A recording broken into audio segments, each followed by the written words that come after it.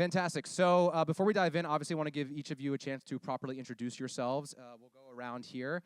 So we're going to share a mic, and then you two share a mic. But yeah, Olivia, please kick us off. Amazing. I will echo thank you all so much for joining us tonight. I'm Olivia Owens. I lead creator partnerships at Teachable. I have the amazing job of working with creators and helping them figure out how they can turn their content into educational products on Teachable. So I'm here all night. If you want to talk strategy, let me know. But really excited to have this conversation and dig into how creators are growing and scaling through leveraging their knowledge and serving their audiences. So we'll get into it. Yeah, I got one. Hey everyone, my name is Dara Denny. I like to joke that I have 3 jobs. So I'm an owner of an advertising agency. I'm still very much practicing what I teach. I've been doing content full time for about the last 2 years. And I also work a little bit on the SaaS side as chief evangelist at Motion, which is a creative analytics tool. I actually launched my first course back in launching a course as a creator. Please feel free to approach me at any time at this event. I'm super happy to talk about it. Awesome. Amazing. Hey guys, I'm Mariana Antaya. I'm a still full-time 9-to-5er at Microsoft. I'm an AI product manager, but I jumped into content about 2 years ago, teaching people about AI and machine learning, more on the developer tool side, trying to make AI not so intimidating. I feel like a lot of people see it as this shiny object still, but trying to really demystify development and how easy it can actually be to pick up these tools. I love that. How many people here are also working a full-time job alongside building out their content, right? Okay, great. You're not alone. I think that's important to understand, and that you can build a thriving business while also having a full-time job, and hopefully there's the point where it makes sense to take that ultimate leap. Mariana, while we are on you, as an intro question for each of you, we are ultimately kind of just to set the tone here. We're living in an AI world. There's lots of AI-generated stuff. And you might kind of question, where is your place when it comes to creating content? And why does my voice matter? Why does my knowledge matter when everything can just be a click away or a type away in ChatGPT, Claude, whatever, pick your poison. And so I'm excited to kind of chat ultimately about each of you who are diving into education and knowledge and these lived experiences that I think just re-emphasizes why creators in the creator economy is so important and set to thrive even in this age in AI. And in fact, it augments us. So with that, just to kick us off, it's a fill-in-the-blank question, all right? AI can generate content, but creators bring the... Real life experience. Ooh, okay. Dara? Perspective. Ooh. Creativity. Okay, nice. All right, I love that. The energy is what I would say, just to answer my own question. And the energy, hey! Okay, back to Dara. On your end. We're doing a little mic pass around here. Okay, so you've been creating long-form content for a couple years now. I think when we met, you maybe were just starting to do so. Started making content on YouTube primarily. I'm a YouTube first creator back in 2020. So I was actually traveling around as a digital nomad before we were amazing. That one's muted. Maybe not. Trying again. Oh, holy shit. Human. There we go. Is it working now? Yeah. Okay, great. So yeah, I started making content literally in my parents' basement in 2020. So during the pandemic, I had to move back actually home because I was living abroad. And I started off making content like really slowly. I was doing it alongside my full-time job. And I think the thing that really stood out to me is like, I just wanted to make content for the person that I was like 6 months previously. So that's how I've really taken the perspective of making content like all this time pretty much, is like, I'm not trying to, and I think it's interesting, I'm really reframing how I'm thinking about it now with not trying to say the right thing, but actually just trying to share more of my perspective, which is, I think, the thing that I'm noticing like in this new AI first world that people really want. Like, my content does the best when I do a hot take. My content does the best when I say something spicy, when I like really give my personality. People are no longer concerned with the quote unquote right way to do advertising. They're really interested in how I would take a brand from 0 to their first 6 figures, how I would take a brand who just hit 7 figures all the way up to 9 figures. And that perspective is just so much more important now, I think, in the age of AI. Like, you don't need to be the expert necessarily. You just need to be in a position of kind of like changing that perspective, where it's like, I'm not 20 years in, but I'm 2 years in, and there are people who haven't even started yet that want to hear from the 2 years in person, not the 20-year in person. Yeah. Because it seems to be, it's closer, and there's more of that, like the lived experience is more kind of tangible. Mariana, on your end, kind of what's been your creation journey in terms of when things started for you as well? It actually started by people reaching out to me on LinkedIn and asking me, how are you using AI? Like, how did you get your job? I was an AI product manager straight out of college. So that's kind of like oh my gosh, that's kind of like a shiny, sparkly job title. So what did you actually do to get there? And so I started really chatting more about my journey into my career, and then as well as later evolving into the projects I was doing on the side and more of my interests. So you'll see a lot of machine learning model predictions or investment type of advice that, you know, is just part of my daily life. And I like to share as well because, I don't know, I think people like to see the multifaceted side of creators as well. No, definitely they do. And so you are actually in the midst of launching your own digital product and course, it launched correct? yesterday. Oh, it launched. Whoa. Congrats. We'll have to link out to it. So 2 things. Can you share more on that? And then, you know, you're someone who's kind of like still fresh to creating. You've built an amazing following and community. But like, what were some signals that were screaming to you that like, maybe I should take all this free knowledge I've been sharing and turn it into something that is paid and premium for my audience? Like, what were those core signals? One of the core signals was that everybody was asking for long form content. Oh, give me the step by step. I want to know exactly what you're using, what tool you're doing, how you do it, what your tips are. And so that was a really clear signal to me, like, hey, I should probably package this up with a nice bow on it and present it to my users and my community. And so that was kind of like the main driver of it. Another reason was like, I just don't have the time to give free YouTube advice and long form content, especially as I'm growing as well. So I think it was kind of like a mix of the best of both worlds. Like, how do I monetize this thing and, you know, this thing that people want in a meaningful way as well? Yeah, I mean, I think that's great. I feel very similarly. Like with Fuck It, Create It, it was also just coming from people talking about how did you, build Creator Economy NYC or start XYZ thing. I'm feeling this way, I'm feeling that way. And it's like I kind of had this framework in my mind that I was touting that ultimately led me to being like, I'm just going to package this in a very easy to follow way with an accountability workbook. And like, let's put that behind an attainable paywall that still, just shows that there's a premium element to it. And so I think that tends to be a commonality. Resonates for sure. Yes. Dara, do you feel similarly? Because again, you were creating a lot of this arguably like premium content, long form content for free, and you have built a thriving, and I mean thriving, education business. What were kind of those signals for you, or what ultimately led you to kind of piecing things together behind that premium side? Very similar to you, my audience really asked for a course.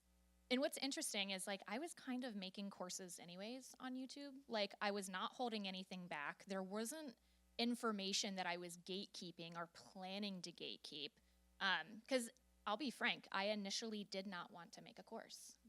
Gave me a little bit of an ick, if I'm being honest. I'm like, it's not right for me, so I'm going to continue putting my content out on YouTube. What changed my mind was the persistence of my audience asking for it. And now in the rearview mirror, when I look back at those years that I didn't have a course, I also think it's really interesting to see that until I actually had that offering, I was in a situationship with my audience. And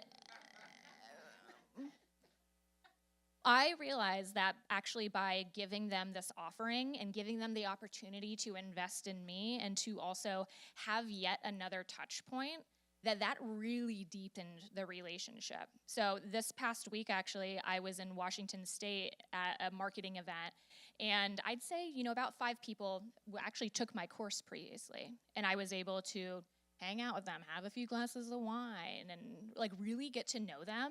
And I was like, man, like the fact that they invested in me and also like spent all this time like really digesting and taking action on my content was invaluable. Because what I learned is that I could put out my free content all day, but people are only really going to take action on it if they invest in it themselves in that money, which is why I was confident to launch it at a higher price point. I launched my first course at $8.99, which is a pretty big ask, right? It's definitely a high ticket item. But I did that knowing that $199. $899. I did that. That's like a Diet Coke. Yeah, right? But I did that knowing I was selling to businesses. So something, too, that I want to seed with everyone here is think about how you can also offer something to businesses, because that is where you can get those much higher ticket items. So I love that. Olivia, over to you. Well, the company is called Teachable, and we're talking about these feel like teachable moments, right, that they have come across. What kind of patterns have you recognized in? I know there's a handful of creators here who are on Teachable. Obviously, we're on Teachable. What have you seen in those patterns of those teachable moments, or what are some cues that folks here can kind of pay attention to that makes them realize, oh, I could, teach that or put that into something that's premium, and people would probably buy that? Yeah, I think I appreciate both Dara and Mar speaking to the ick of it all, because I think it is a very real thing. But I think like being creators, there's that as well, right? It's like all of your home friends that see you posting content on TikTok and you're like, oh my God, that's icky. But like, meanwhile, you're getting the bag and you're growing an audience. And I feel a very similar way about courses. I came to Teachable after working with entrepreneurs who were grinding and hustling to raise capital, when at the end of the day, what they were trying to do was build a company that solved a problem that they experienced, and they didn't want other people like them to have to go through that problem, right? And at the core of that, that's education, and that's what educational products on Teachable unlock for people. So I think the thing that I've recognized about the impact that you're able to drive, the unlocks that you're able to create for your community and your audience, in a way where I love the situationship language, by the way. I'm taking that, Dara. you're welcome. Thank you. I do work in advertising. But I think as creators, when you're on social, you do have a certain shallowness to the connection that you're able to make with your community. So the opportunity to go deeper, I think, is something that both audiences and creators are desiring as well. So Teachable's been around for over a decade, but I think it's only becoming more and more relevant as an opportunity for creators to take advantage of. And ultimately, I would love Dara to speak to kind of the way that it's changing, because the landscape does change, right? I think there was a time where people wanted self-service content. They go in, they watch the videos themselves. I think now people are actually looking for like an office hours opportunity, or they're willing to pay a premium to get on a phone call with you and have that in-person moment. So I think like the landscape is always ever changing, and I think we've worked with Brett to launch his product, and one of the first things we did with him was an audience survey. I'm pretty sure if you're on his email list, you got it. And it's a survey to understand, what does your community want from you? What are they hungry for? And use that to build ultimately what you're gonna build. So I think if you're sitting here being like, I think I should create a digital product, but I'm not sure what it should be, I would start with surveying your audience and see like, okay, I really appreciate when you do this type of content. I'd love to go deeper here with you. That's great.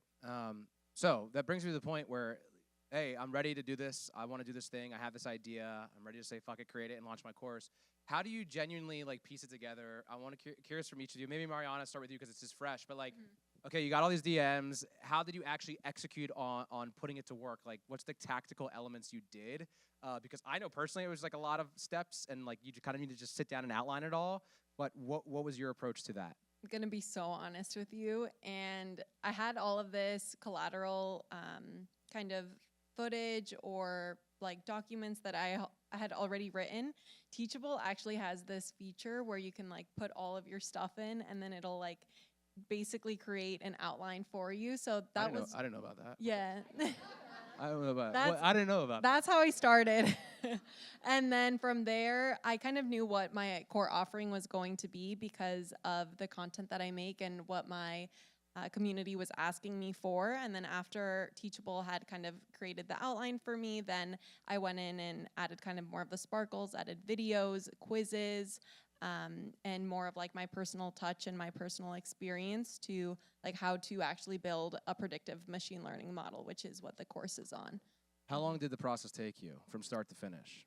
From start to finish, I'd say, depends how many hours, but I'd say it took me like about 3 weeks. Okay, Mm-hmm. that's great. Mm-hmm. Oh, yeah. So the whole course is very much project based. I find that I learn best when I'm actually building and immersing myself into what I'm learning. So that was one of the main goals that I wanted the course to be, like very project based, very hands-on and step by step. So throughout the whole course, like at the end of it, you actually have a tangible project that you can put on your resume and actually learn from it with quantifiable results. So that was really important for me. I love that. Mhm. Did you go through any like mental hurdles when you were thinking about launching this in terms of like who am I? Who am I to be like creating this? Yeah, of course, like imposter syndrome for sure, especially because I just started creating content 2 years ago. And so I still feel like very new to the space. And I think just the overwhelming number of DMs and people asking me for it really just got me through the hurdle of, oh, who am I to be actually creating and selling like my knowledge. But I think like we were kind of mentioning earlier, it's all about like perspective, the energy you bring and your insights that I think people are willing and ready to learn from. And Dara, curious just at that point when you talked about what you were saying earlier, do you think that eases the element where you're like, stop trying to like say the right things, just say from your perspective, from your learnings, and maybe just kind of eases some of those mental barriers? That's why I feel like I'm having a much easier time making the course and the curriculum this time around. I actually think like in 2023 when I launched it first, I even titled it like the Performance Creative Master Course. It's going to teach you how to be a creative strategist so that you can work alongside media buyers and make content that converts on meta ads. And now I'm much more thinking about my own methodology and like my own approaches and my own like SOPs I'm including this time around instead of, hey, here's the standard best practices. The first time I made my course, it took me about 60 days, and I worked on it full time. I actually coincided with me leaving my last agency job. So I quit my job and then spent the next 60 days working on the course. And I wanted to have a really clean ROI on it, so I filmed everything. I edited it myself. I uploaded it all to Teachable, doing it very differently this time around, transparently. I have a team now that's going to be helping the editing, the scripting, and uploading all that content. Started from the bottom. That was And I'd say, too, the other big difference this time is experimenting with a live element. So there's a few things I'm really trying to figure out. I definitely want to do more creative retros or me actually reviewing creative that the strategists are making through my course. Also considering doing a mastermind, which is something that actually a coach of mine was really pushing for a while. But to be determined, the launch is going to be in a few months. I had to delay it yet again. Sorry, Olivia. But there's, I really want to make sure this time that I can balance the right amount of self-paced, because my previous one was entirely self-paced. But I want to not burn myself out on, trying to show up and be there too much. So. What keeps you going with this? Like, do you hear anything from your audience by email, DM, and you're kind of like, oh, shit? Sometimes I'm like, do I even need another course? I don't know. Don't get me wrong. The money was very good. Like, my course made $650,000.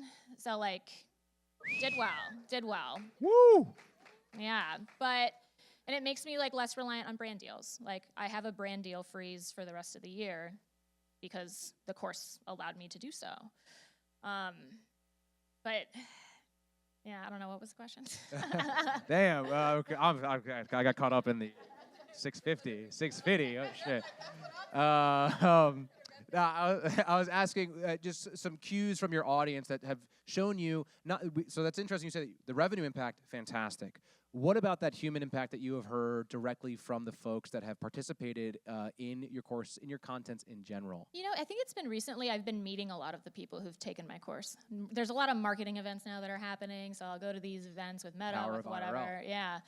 And like just being able to like talk to people where like my course really impacted them. And the cool thing about like what I do is there's like a direct dollar ROI on it. And there was this really interesting stat I heard from another really big course creator, and she said, you know, if you can make sure that whatever people paid for your course, they get 3 times that amount back, you're gravy. And when I'm, you know, my course, I price it at $8.99, but you make one ad that does well, and that's an additional 6, sometimes 7 figures in additional revenue, I'm like, wow. So I've been able to meet people that my course has helped take their businesses from 0 to their first million. And that's just irreplaceable. That's awesome. Olivia, from your perspective, what have you found like actually makes a good course? 'Cause I'm sure there's a lot of people here. It can be overwhelming to hear, and it's like, well, I could do this, but like, oh God, like what would it look like? What if it's not good? What have you seen makes for a good course or digital product? And I know that could be subjective, obviously, but there obviously are best practices.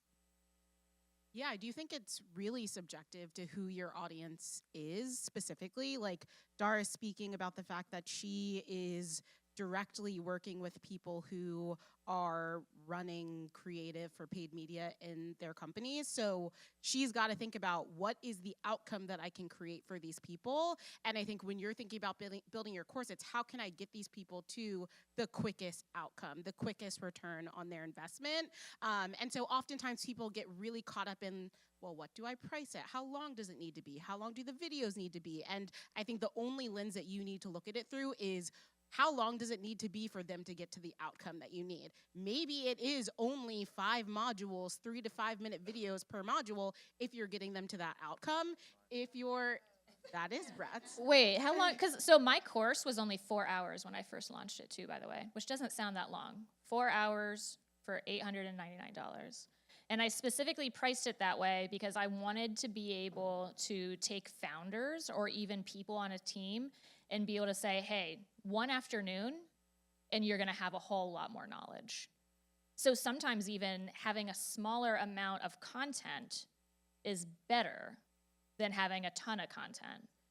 And I also think you've got to think about attention spans right now, right? Like, who is sitting there watching a 20-hour-long course? Not me. And then if I'm only getting through 15 minutes of it, I'm not getting to that outcome. And then I'm sitting here feeling like, well, why did I spend this money? So I think there's a lot of thinking about who is the person that you're serving. How do they move? How do they engage? What are they looking for? And build for that person versus building for yourself. I think that's the mistake a lot of creators make, is trying to create the course for themselves when, like, sometimes your audience doesn't necessarily reflect exactly who you are, especially if you're building for people who are now where you were 2 years ago. Their landscape might be different. And one of the things that I love about Dara laid out kind of the different roles that she has right now, her industry is consistently changing. She consults for a business, so she's still in the game. She's still doing the work. So she's up to speed on what are people experiencing today who are doing this job versus my experience when I did it as a full-time job back in the day. That's great. I love that. That's exactly how I approached it, where, I'm building something that's for creators, for builders, and I kind of put myself in the shoes of a creator and builder. I am a creator and builder. So what the hell would I want to take? And I actually, at one point, reset on some of the workbook stuff. And I'm like, this has to all be in one place. So I use Notion and I piece it together. And if you go through it, you'll see, and I would love your feedback on that. But that's kind of the approach that I ultimately took.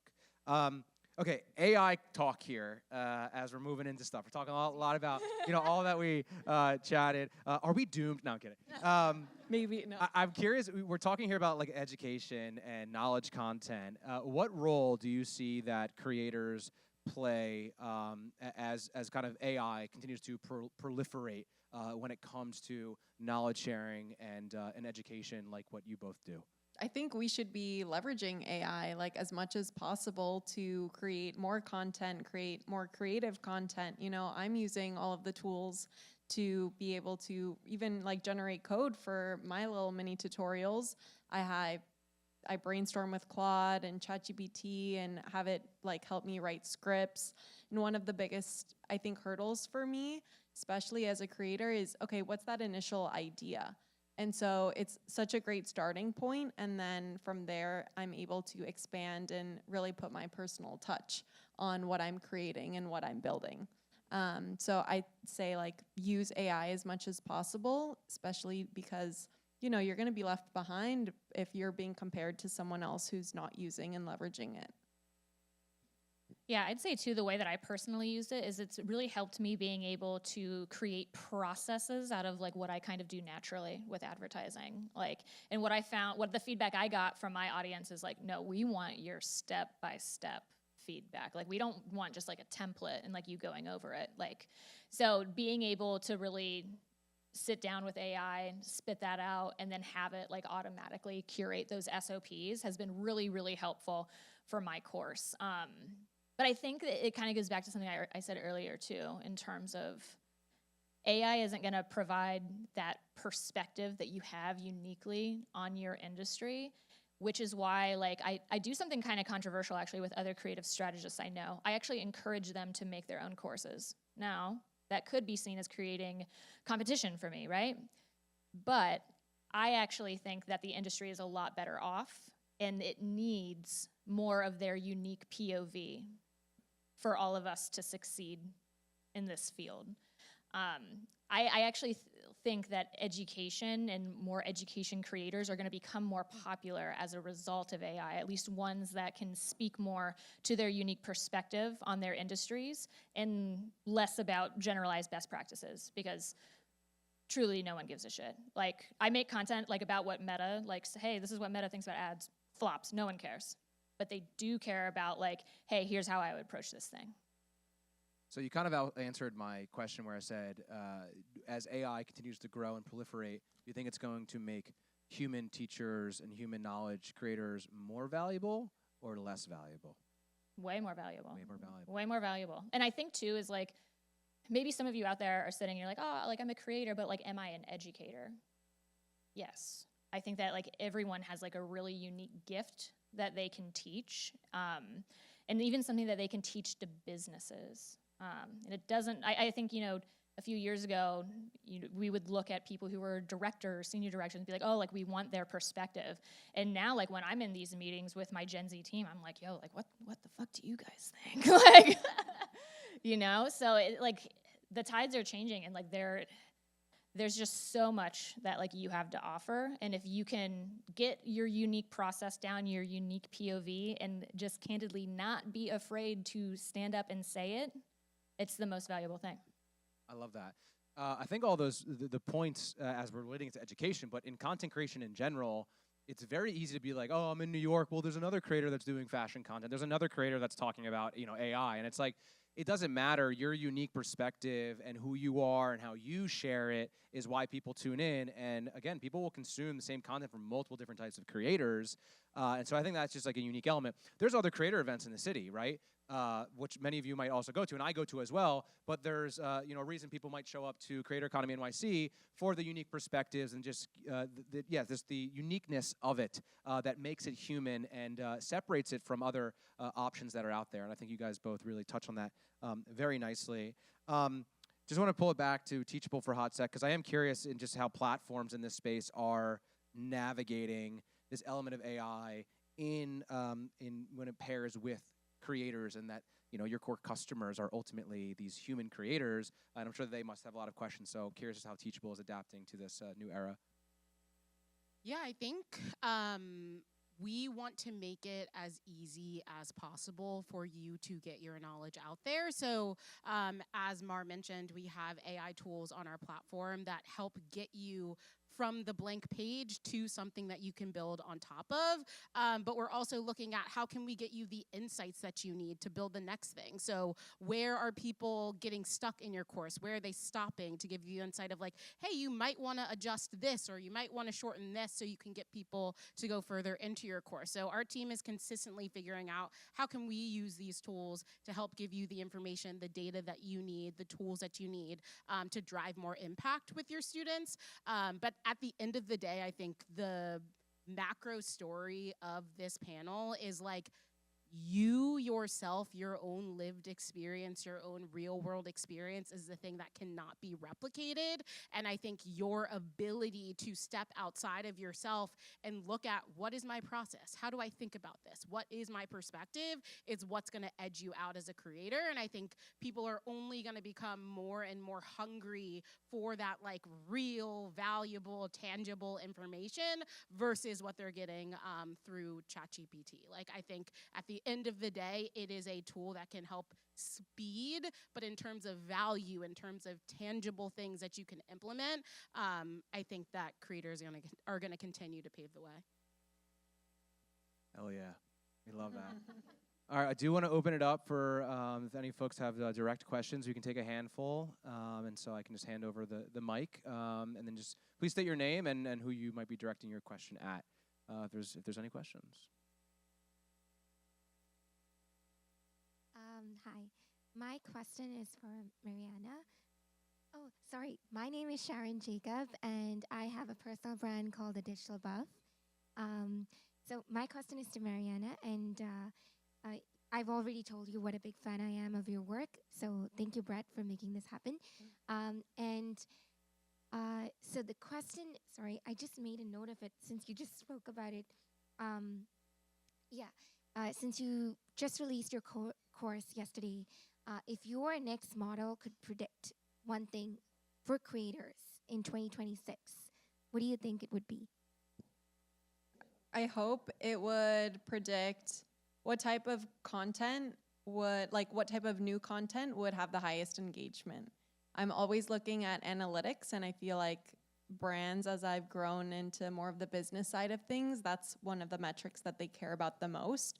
And so, as a creator, you're always experimenting with new series or new types of posts. So I think being able to predict like, oh, this post with this copy is going to do the best. And that way, you can show to brands like, hey, this concept is going to work well. Love That's that. a great question, though. Great question. Love it.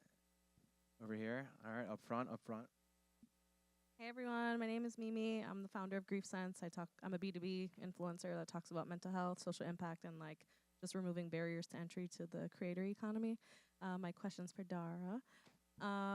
So something that's been on my mind lately is a lot about like just brand suitability and risk avoidance that a lot of brands are doing, especially now with everything going on in the world. And super interesting to me because I'm like at the intersection of like social impact and like the creator economy. So I'm just curious, like, what are your thoughts on that? On just like how brands are kind of approaching brand suitability or like brand safety, and like how creators can just navigate that in their content.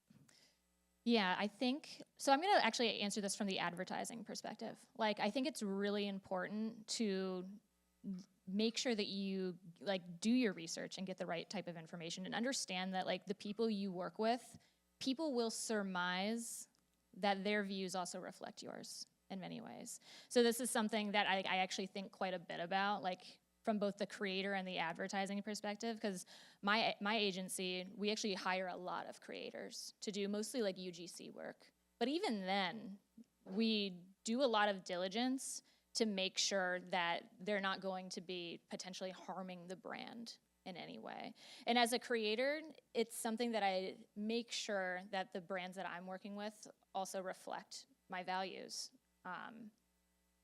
But it's something I will say when I talk with my creator friends, like it's like a very much an ongoing conversation. It's very personal.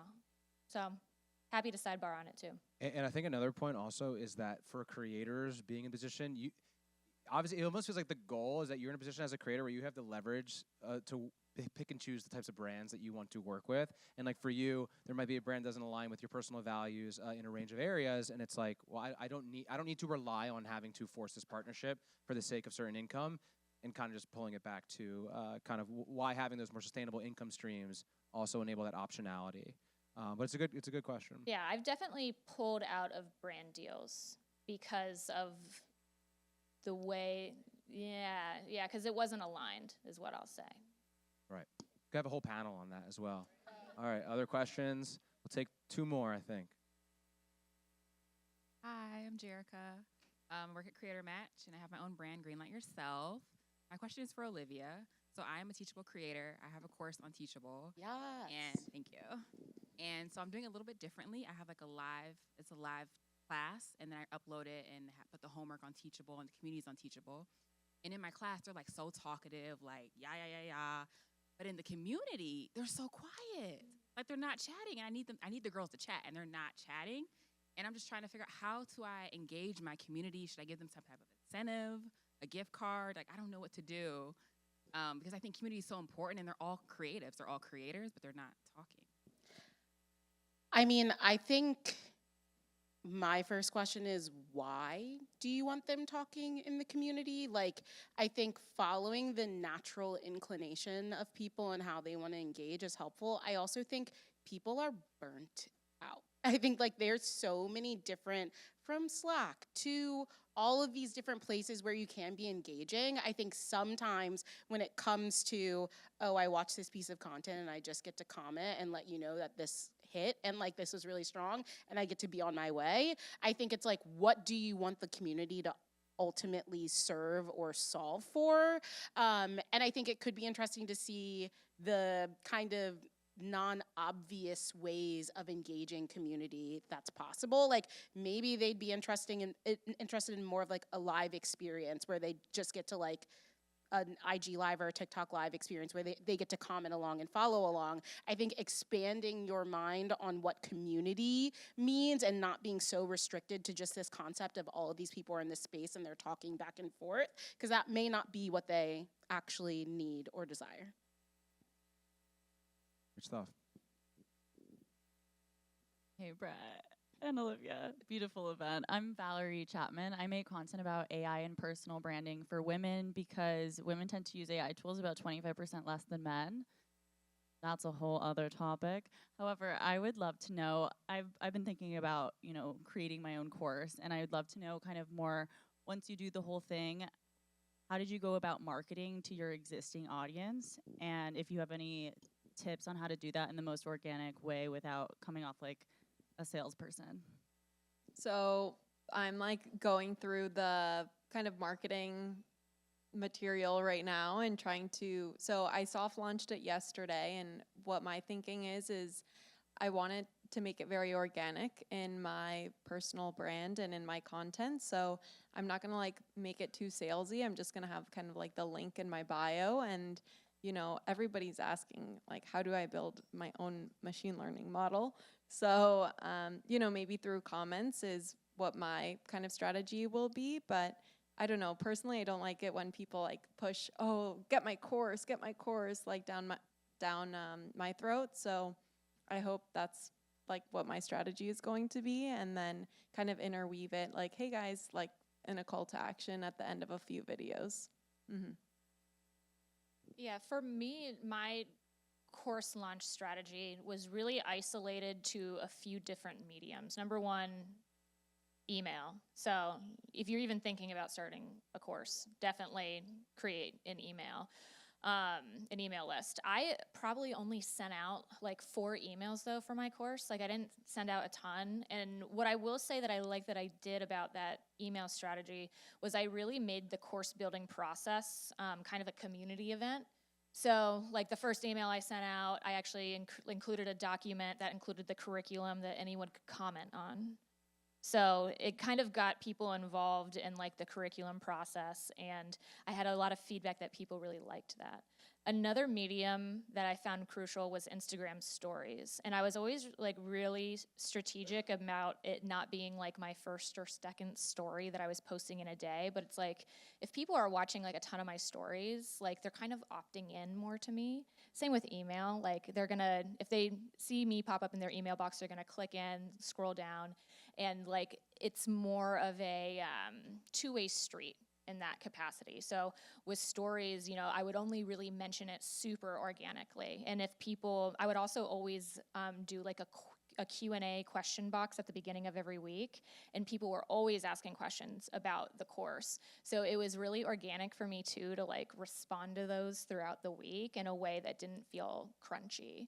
And I'm also a YouTube first creator, so I was able to put a link in just every single one of my YouTube videos, and that was really, really helpful. But I think, if you're worried about, I don't want to feel like I'm shoving it down people's throat, try and think about, hey, what are the ways that I can know that they are opting in more to my content? Because you're right, if you just put out like a reel or a TikTok and you're like, hey, like, let me tell you about my course, like, they're not actually opting in to that. It's just kind of showing up on their feed. So I really try and think about it as like, okay, like, do I have consent here? Are they opting in a way? So.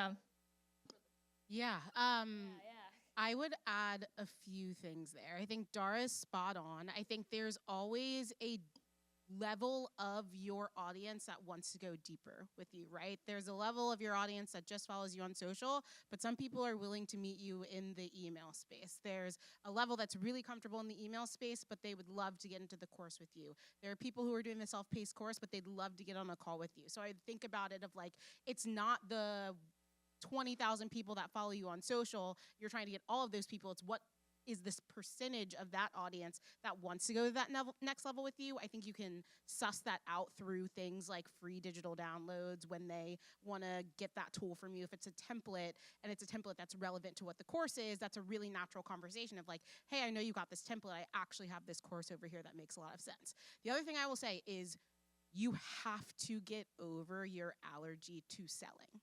You will have to sell. It's real. And I think like the idea that you would build this course, it would be the same as like, I want to grow on social media, but I'm only going to post on my close friends.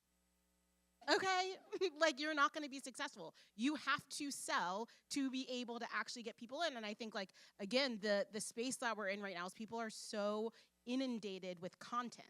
Like you may feel like you've talked about this thing 100 times. That person saw it 2 out of the 100 times that you talked about it. So that's why bringing them to lower levels of your funnel to sell is easier, because you're cutting through a lot of the noise that they're seeing through the social platform. So I would say it's twofold of like, get that percentage of your audience that wants to go deeper, sell that way, but also get over yourself a little and understand that selling is a part of the game. Something I tell like advertisers on my team or media buyers or creative strategists too is like, don't think that you're selling all the time, think that you're solving problems. And that reframe helps a lot.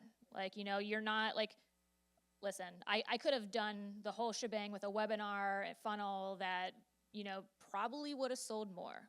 Definitely. I've had conversations with Teachable. I definitely didn't fully optimize it. But if you at least start with, hey, here's how I'm going to solve real problems for my audience, that's coming from like a really altruistic place. I really struggled with what you're talking about at first, because I started my career off like working for NGOs and, had like a very different entry point into advertising. And the irony is I think I've had way more impact as an advertiser than I did ever as like a humanitarian or working abroad. So like both things can be true. That was great. I love that. All right, that unfortunately brings us to our time, but I do want to close with just an interesting question. It's October. There's a handful of months left. Oh my God, it's almost November. There's a handful of months left in the rest of the year. What would be each of your, maybe like what I would consider like your fuck it created advice to everyone in this room that might be sitting on an idea or has been like floating certain things? Because each of you have done the thing, and Mariana, like you literally launched the other day. What would be kind of your piece of advice to leave with the amazing folks that are here? it's really hard to get past the initial hump. So one thing that I think about when I'm creating content is what's the minimum viable post, is what I like to call it.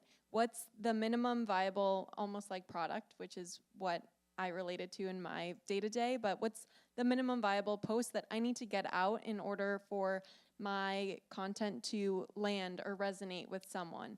And it doesn't have to be super perfect or optimized or special. Just post it and then try to like build off of that momentum and try to then build it into something else or something bigger.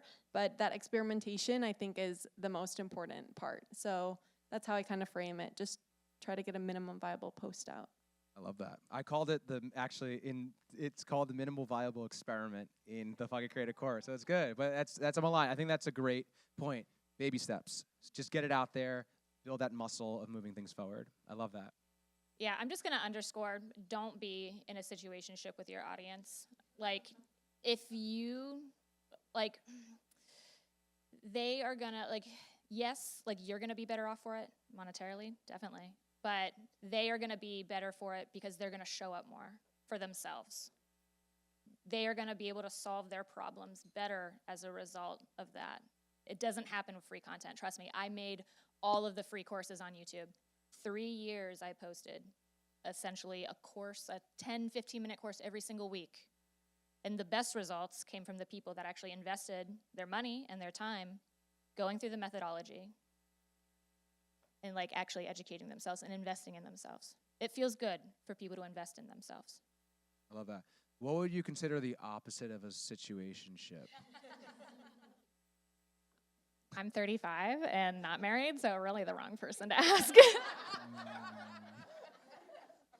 Olivia? So I'm going to use this opportunity to call Brett out specifically because we were working on his course and he was like, I'm hearing from our onboarding person that it's done.